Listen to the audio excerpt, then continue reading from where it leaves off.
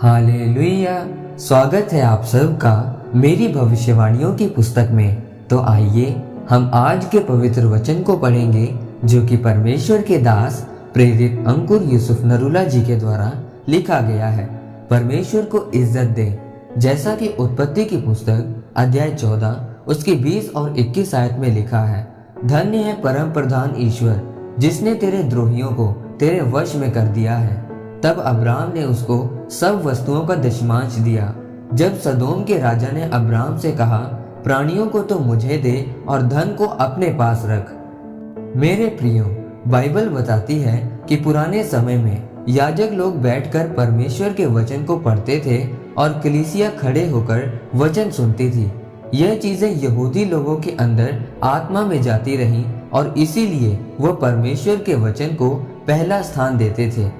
Bible कहती है कि जब आप परमेश्वर के वचन का सम्मान करेंगे तो परमेश्वर दुनिया में आपका सम्मान करेगा। मेरे प्रियो, याद रखें, जब भी आप परमेश्वर के वचन को इज्जत देंगे तो परमेश्वर आपको इज्जत देगा। यहाँ तक कि परमेश्वर ने कहा कि मेरा वचन तुम्हारे घरों के बाहर तुम्हारे कमरों में लिखा रहे। उठते बैठते और लेटते समय तुम इसकी चर्चा करते रहना। और अगर मेरा वचन तुम्हारे जीवन में प्रथम स्थान पाएगा, इज्जत पाएगा, तो मैं भी तुम्हें अन्य जातियों में प्रथम स्थान दूंगा, इज्जत दूंगा। मेरे प्रियो, इसीलिए यहूदी आज पूरी दुनिया में सबसे ऊंचे हैं, क्योंकि उनके अंदर परमेश्वर के वचन को इज्जत देने की और प्रथम स्थान देने की बहुत बड़ी आदत थी। अगर आप बाइबल में पढ़ें कि परमेश्वर ने किसी को ऊंचा किया तो उसके पीछे वो कदम है जो उसने परमेश्वर को इज्जत देने के लिए उठाए हैं। मेरे प्रियो, अगर आप बाइबल में अब्राहम के बारे में पढ़ें तो लिखा है कि अब्राहम बहुत ज्यादा आशीषित था। वह इतना आशीषित था कि राजा भी उससे जलते थे। परंतु क्यों? क्योंकि अब्राहम के अंदर परमेश्वर के वचनों को इज्जत देने की आदत थी और उसकी ऊंचाई और सफलता का कारण यही था। मेरे प्रियो, ऐसा कभी नहीं हो सकता कि आप अगर परमेश्वर के राज्य के लिए कुछ दें और आप खाली रहें। आज लोग गंभीर नहीं हैं कि कैसे परमेश्वर को इज्जत दें।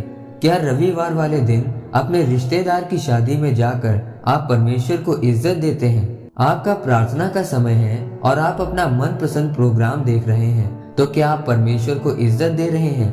जब आप अपने रिश्तेदार पड़ोसियों के सामने प्रभु यीशु मसीह का इकरार करते हैं, उनसे डरते नहीं हैं, तो आप परमेश्वर को इज्जत देते हैं। बाइबल में मत्ती अध्याय 10 उसकी 33 आयत में लिखा है कि जो कोई मनुष्यों के सामने मेरा इनकार करेगा, मैं भी अपने स्वर्गीय पिता के सामने उसका इनकार करूंगा।